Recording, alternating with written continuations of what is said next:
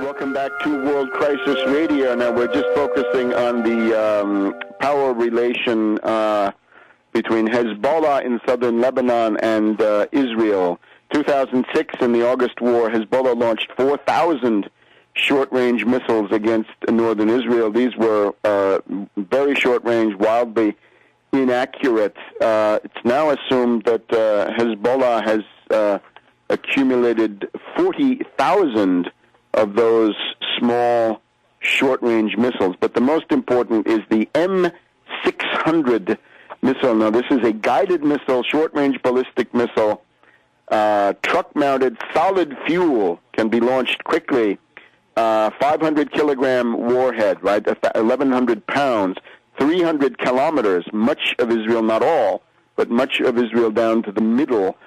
How many launchers do they have? Take a look at the article I'm quoting. It's from David Moon of the Asia Times, but get the main parts at tarpley.net. What could this mean? The Israelis have a layered missile defense system. At the lowest level, they have Iron Dome. That's for the small ones, the very short-range ones. Then we have David Sting. And above that, we have Arrow, and above that, Patriot. Patriot being the U.S. system that's supposedly trying to deal with IRBMs and even ICBMs, although I guess there are no ICBMs in this conflict. We have reports that the Israeli Air Force has drilled getting out of northern Israel fast and flying everything to bases in the south of Israel where the Hezbollah threat is less. Of course, you wonder if the Hezbollah got something that could reach all of Israel, what would that mean? And what if Hamas can do something better than those small missiles, those sort of homemade ones that they've been shooting off? But now let's look at this M600, the Fatah 110. According to Moon, this opens the possibility that, in my older terminology, the Israelis, the Hezbollah has been doing a counter-value strategy, that is to say, essentially bombing, trying to attack civilian areas. How about a counter-force strategy? Counter-force would be target Israeli airfield. Some of these debates go back to Israeli Syria in the 1970s, right? The accuracy of Scuds and things like this. You'll find old studies.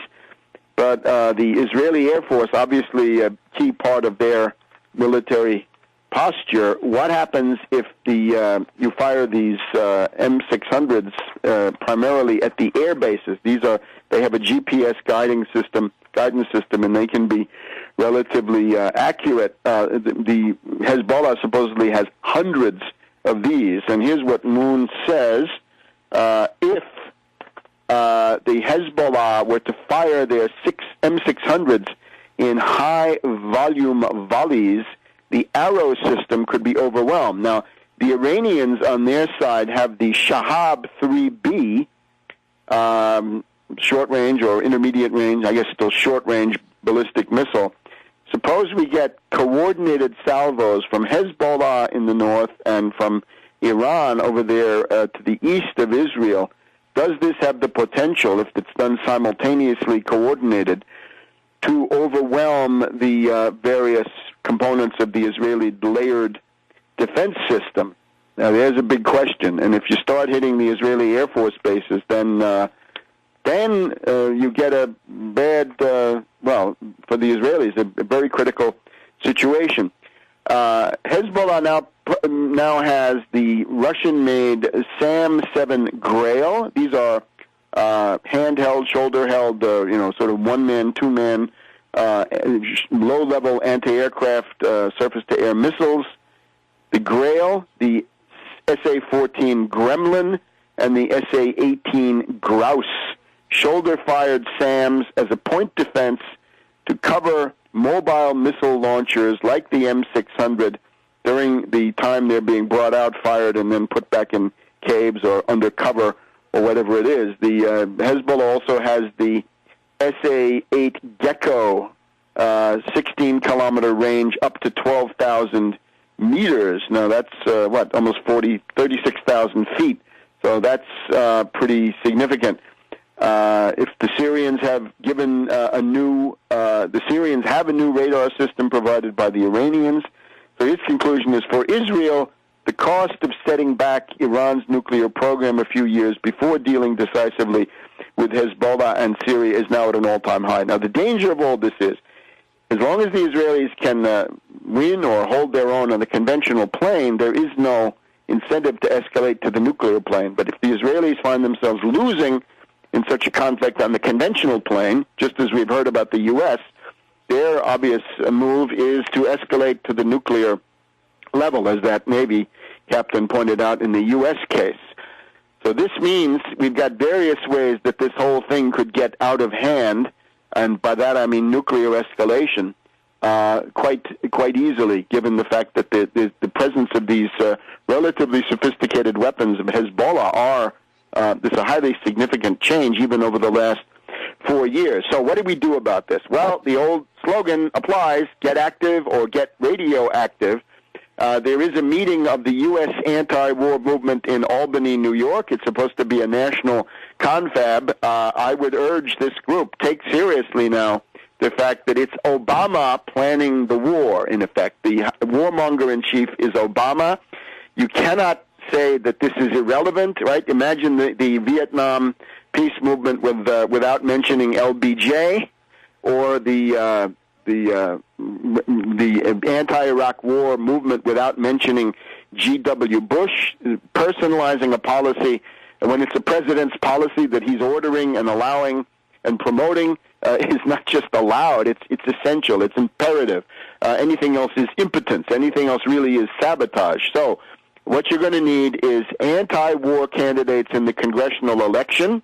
You've got to back those, Democratic dissidents in primaries, third-party candidates, Greens, independent Greens, whatever they are, libertarians, it doesn't matter. Somebody who's going to put forward a case against war and escalation.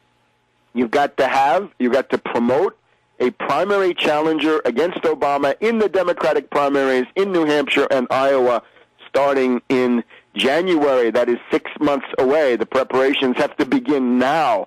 It's not early. It's actually getting a little bit late to start with that. If the Democratic Party is a viable institution, which nobody can judge, pessimistic in some ways, then let somebody come forward and show it. The French system seems to have some element of viability because of these scandals against Sarkozy. Let's get something going on that score here, right, using the array of stuff that we've already laid out even in this program. There's more than enough. Then you've got the question of short-term emergency mobilization. This is not really a question of numbers so much as to alert U.S. and world public opinion to the fact that the U.S. constellation of forces is now pointing towards war.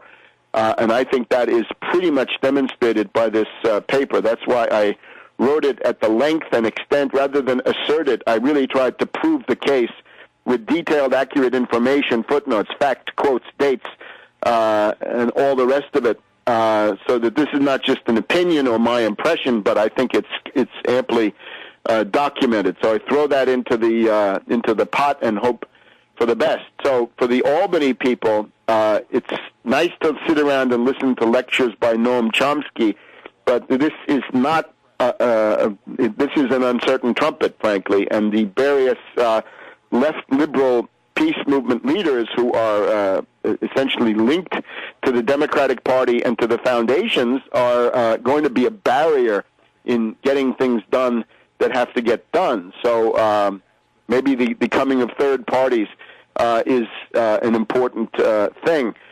So we have this situation. Now, there's other news today that we haven't been able to cover. We've just had the European stress tests. 7 banks, 5 Spanish banks, 1 German bank, and 1 Greek bank have failed the stress test. And we're getting what I already thought, which is that CNBC is attacking the stress test and trying to tear it down. But we'll see about all of that. The main news was Obama is preparing to bomb Iran, so please go and read that now at tarpley.net, and read all the footnotes and follow some of them into the components of the analysis that I cite in that place. So God willing, we'll see you all next week. But remember, Time again to get active or get radioactive. That's the predicament in our time. And we'll see you again next week.